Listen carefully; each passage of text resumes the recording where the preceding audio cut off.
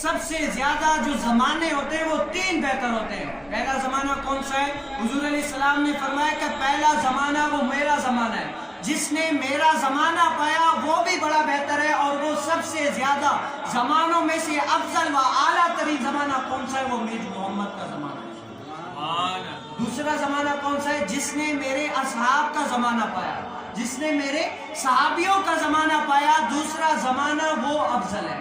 اور تیسرا زمانہ کون سا ہے؟ جس نے تابعین کا زمانہ پایا، وہ افضل ہے۔ اب یہ دیکھیں تابعی کس کو کہتے ہیں؟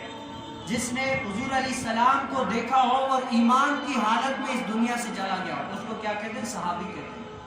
کیا کہتے ہیں؟ صحابی کہتے ہیں۔ اور جس نے صحابی کو دیکھا ہو اس کو کیا کہتے ہیں؟ تابعی کہتے ہیں۔ تو حضور علیہ السلام فرماتے کہ یہ 3 زمانے جو ہے نا، یہ بہتر زمانے، جس نے یہ 3 زمانے پائے وہ بھی بہتر ہے اور یہ زمانے بھی بہتر ہے۔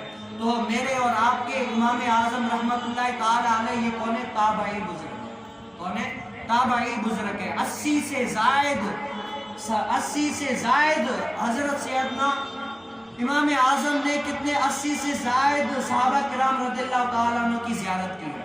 یہ خوش نصیبی ہے ہماری اور آپ کی بھی، کیا ہے کہ ہمارے امام اعظم 80 سے زائد صحابہ کرام رضی اللہ تعالیٰ عنہ سے ملے ہیں، اور یہ فیض ہے ان کا۔ اللہ تبارک و تعالیٰ نے ان کو ایسا نوازا کہ ان